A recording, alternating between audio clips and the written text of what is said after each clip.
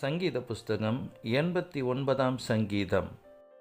எஸ்ராகியனாகிய ஏத்தானின் மஸ்கீல் என்னும் போதக சங்கீதம். கர்த்தரின் கிருபைகளை என்றென்றைக்கும் பாடுவேன். உமது உண்மையை தலைமுறை தலைமுறையாக என் வாயினால் அறிவிப்பேன். கிருபை என்றென்றைக்கும் ஸ்திரப்பட்டிருக்கும். உமது உண்மையை வானங்களிலே ஸ்தாபிப்பீர் என்றேன்.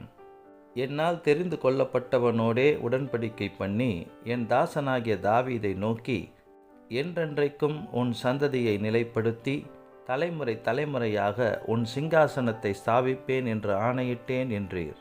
கர்த்தாவே, வானங்கள் உம்முடைய அதிசயங்களை துதிக்கும். பரிசுத்தவான்களின் சபையிலே உம்முடைய உண்மையும் விளங்கும். ஆகாய மண்டலத்தில் கர்த்தருக்கு நிகரானவர் யார்? பலவான்களின் புத்திரரில் கர்த்தருக்கு ஒப்பானவர் யார்? தேவன் பரிசுத்தவான்களுடைய ஆலோசனை சபையில் மிகவும் பயப்படத்தக்கவர்.